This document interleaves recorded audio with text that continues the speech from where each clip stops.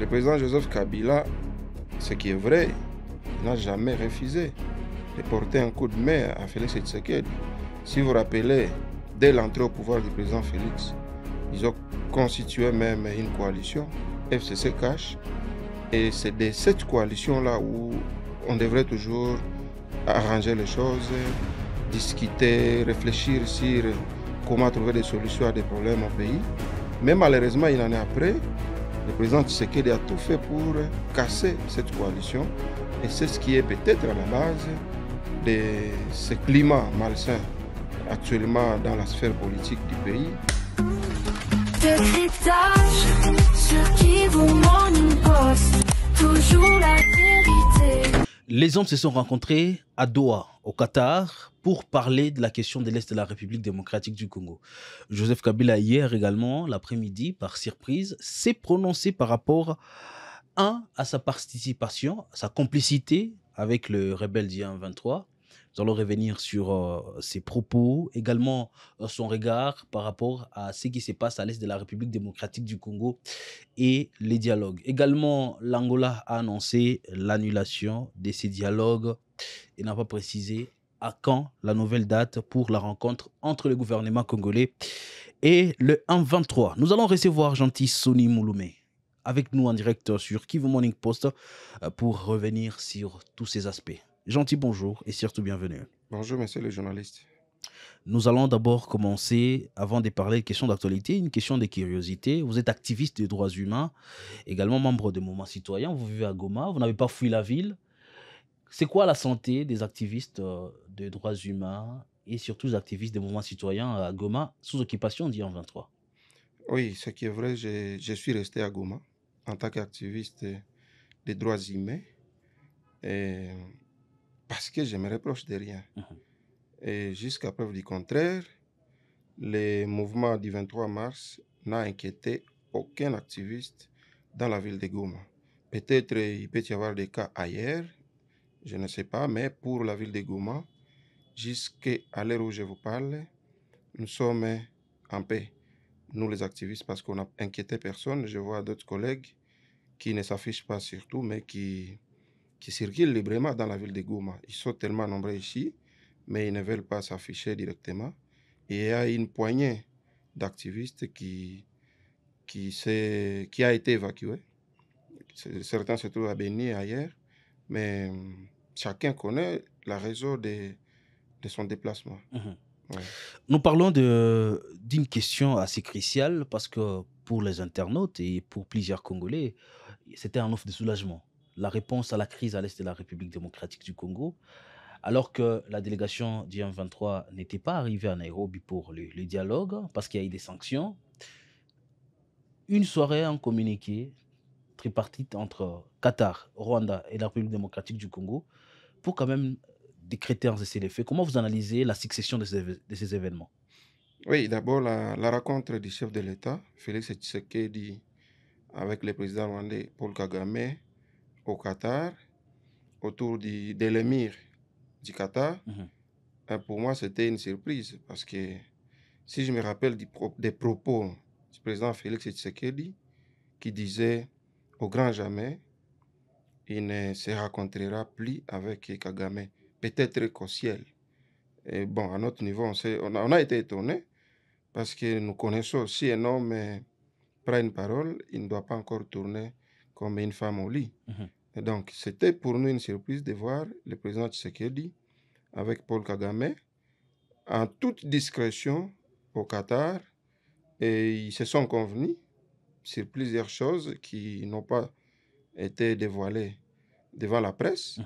Seulement, nous sommes au courant qu'il y a eu un compromis sur le cessez-le-feu, mais ce qui ne nous garantit pas, parce que Paul Kagame a toujours nié sa présence au Congo, même si nous savons qu'il y a 3 000 à 4 000 hommes, selon les rapports des Nations Unies ou selon les informations des chaînes internationales. Mais avec cette posture de Kagame de refuser sa présence au Congo, je pense que le cessez-le-feu n'est qu'une distraction. Parce que même à l'heure où je vous parle, le M23 avance sur le terrain du côté de Walikale. Et donc, ce cessez-le-feu négocié auprès de Kagame, nous, ne nous rassure pas. Les deux chefs d'État ont salué quand même le processus de Luanda qui mettra sur une même table le M23 et le gouvernement congolais.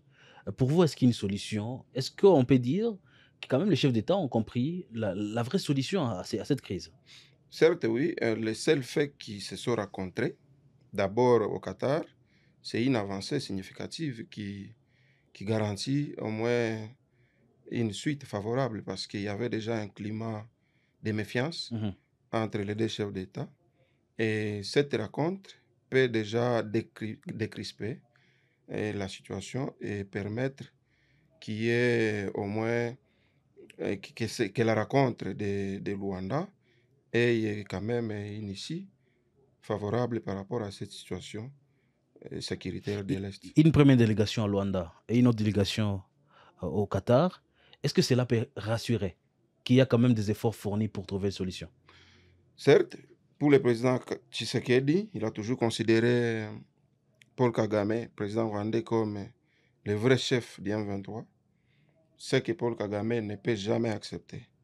Et que donc c'est cette situation qui a toujours bloqué le processus de paix, le processus de Luanda et de Nairobi. Mhm. Parce que dès lors que vous considérez Paul Kagame comme le véritable chef du M23, pendant que devant d'autres chefs d'État, Félix Tshisekedi avait accepté que le mouvement du 23 mars était congolais, constitué de Congolais. Mhm. Ici est ajouté l'Alliance Fleuve Congo qui coordonne tous ces mouvements rebelles. Et donc, dire que Kagame, c'est lui le vrai chef du M23, fait partie de ce qui bloque dans ce processus. Mais de l'autre côté, nous avons salué déjà ces pas d'avance en ce qui concerne les pourparlers prévus à Luanda, même s'il y a eu ce capotage d'hier. Mais nous espérons que ça va reprendre parce que c'est sur ce point-là que les deux présidents ont pu baliser le terrain au niveau du Qatar et le président qatarien, l'émir qatarien, les a renvoyés dans le processus de Luanda et de Nairobi parce que c'est le seul processus indiqué pour ces assises et pour trouver une solution. La liste de participants a été déjà publiée, mais après le M23 sort un communiqué pour annuler sa participation après des sanctions. Comment vous analysez et comment vous qualifiez ces jeux de l'Union européenne dans une situation où la crise tendait vers des solutions idoines? Pour moi particulièrement, et peut-être pour certains, j'ai toujours considéré l'Union européenne comme, et surtout la Belgique, Mhm. où se trouve la capitale d'ailleurs des sièges de l'Union européenne, comme une sorte de néocolonialisme sur le Congo et sur la région des Grands Lacs. Parce que depuis 1960, nous sommes dans l'emprise de la Belgique, qui ne veut pas lâcher le Congo. Et donc, je pense que la Belgique fait partie de ceux qui ont beaucoup plus influencé pour que ces sanctions soient prises à la veille. Et cette tendance voulait torpiller ces efforts-là de paix, même si certains Congolais peuvent voir ça positivement. Mais pour moi, qui attends beaucoup de ces assises-là de paix, de ces négociations, parce qu'il n'y a pas une autre issue depuis 3 ans ou 4 ans, il n'y a pas une autre issue que les négociations. Et donc, moi, en tant que clairvoyant, en tant qu'activiste, d'après mes analyses, je n'ai pas vraiment salué ces sanctions à la veille de cette rencontre de Luanda parce que ça a donné une raison pour les M23 de se retirer temporairement de ces assises. Et donc, moi, à mon niveau, je pense que le président angolais est allé trop vite en besogne, envoyant même les formats, envoyant la forme. Mhm. Déjà, moi, je ne m'attendais pas qu'il y ait une réussite de cette rencontre parce que le président angolais, au lieu de s'adresser, donc les médiateurs, au lieu de s'adresser directement au chef, au coordonnateur de l'Alliance Fleuve Congo, il s'est adressé à Bertrand Bisimwa, qui est son coordonnateur adjoint, et président du M23, qui est la branche armée. Et donc, cette posture-là a créé déjà une sorte des blocages qui a poussé l'AFC à développer d'autres motifs pour ne pas participer à ces assises. L'on parlait de Joseph Kabila derrière l'AFC en 23. Kabila qui dit, si j'étais complice de l'AFC en 23, la situation serait différente de ce qu'elle est actuellement. Quel point de vue vous placez? Certainement, parce que nous connaissons, c'est un ancien chef d'État. Il a des moyens, il a des contacts, c'est un ancien militaire également. Et je pense qu'il voulait tout simplement dire que s'il était derrière le 23, peut-être Félix Tshisekedi ne serait pas encore président de la République. Parce qu'il a des marges de manœuvre qui pourraient pousser le président de la République à peut-être être éjecté du pouvoir.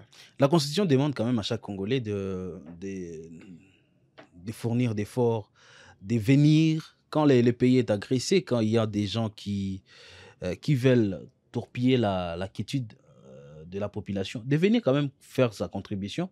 Pourquoi Kabila n'est pas venu? S'il avait la solution à cette guerre, pourquoi pendant tout ce temps, il n'est pas venu apporter de solution? C'est la dernière ministre qui commence à faire des sorties médiatiques. Certainement, nous vivons tous au Congo. Le président Joseph Kabila, ce qui est vrai, il n'a jamais refusé de porter un coup de main à Félix Tshisekedi. Si vous vous rappelez, dès l'entrée au pouvoir du président Félix, ils ont constitué même une coalition, FCC Cash, et c'est de cette coalition-là où on devrait toujours arranger les choses, discuter, réfléchir sur comment trouver des solutions à des problèmes au pays. Mais malheureusement, une année après, le président Tshisekedi a tout fait pour casser cette coalition. Et c'est ce qui est peut-être à la base de ce climat malsain actuellement dans la sphère politique du pays. Sur le plan social et sécuritaire, les choses ne marchent pas. Vous avez vu Nanga, qui était l'ancien président de la CENI, qui a d'ailleurs organisé les élections auxquelles M. Tshisekedi, président de la République, est devenu chef de l'État. Et donc, Nanga a été inquiété aussi de sa part et il a été obligé de s'exiler. Et de son exil, il s'est allié au M23 en créant l'alliance Fleuve Congo. Le président Tshisekedi de même, il n'est pas au pays parce qu'il a été inquiété. En tant que chef d'État honoraire, il ne devrait pas être inquiété comme nous voyons ailleurs au Kenya. Personne n'a inquiété Uhuru Kenyatta depuis des années et comme ailleurs. Et donc c'est cette tendance-là de vouloir faire chasse à l'homme à toutes les voix dissidentes, aux opposants, qui nous pousse, qui amène le pays aujourd'hui dans cette situation. Quelle voie va nous aider à changer la situation? C'est la dernière question. Est-ce que les chemins que couvre Félix-Antoine Tshisekedi au Qatar, est-ce que le processus de Luanda, qu'est-ce qui va nous donner exactement la solution aujourd'hui? Quel conseil vous donnerez? Aujourd'hui, il n'y a que deux voies. Et ces deux voies sont englobées dans ce que nous appelons dialogue, les assises, les discussions entre les parties au conflit. Et ça a deux volets. Il y a d'un côté la politique interne au pays qui ne fonctionne pas actuellement. Il y a un climat de méfiance entre les opposants et le pouvoir en place, le régime en place, les Tshisekedi. Et nous voyons des opposants qui ont été arrêtés et d'autres sont toujours incarcérés en prison. Si cette voie-là, on n'aura pas un gouvernement d'unité nationale. Mais pour résoudre le problème entre la RDC et la M23, doit-on se fier à ce processus que vient de lancer Félix pour se rencontrer autour du président qatarien ou nous devons poursuivre avec l'Angola? Certes, le seul processus indiqué, c'est l'Angola. Et parce que moi, je me demande comment le processus de Nairobi pourrait encore fonctionner dès lors que l'M23 a occupé plusieurs territoires aujourd'hui dans les deux provinces, Nord Kivu et Sud Kivu, pendant que le processus de Nairobi prévoyait le cantonnement des éléments de M23. Aujourd'hui, c'est impossible parce qu'il y a eu beaucoup d'événements. Et donc, le processus de Luanda demeure le seul qui peut réunir les deux parties au conflit afin qu'on trouve une solution. Mais l'inquiétude se pose peut-être si la personne du médiateur.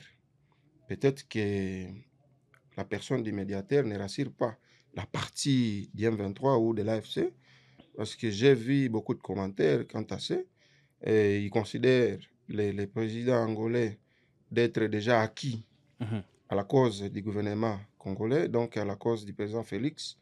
Et c'est peut-être pour cette raison qu'au lieu de s'adresser à Nanga, on s'est adressé à Bertrand Bisimou. Donc il y a un certain climat de méfiance entre la partie là, M23, et les médiateurs. Et peut-être que la meilleure solution serait de réfléchir sur d'autres médiateurs, mais toujours dans le même processus.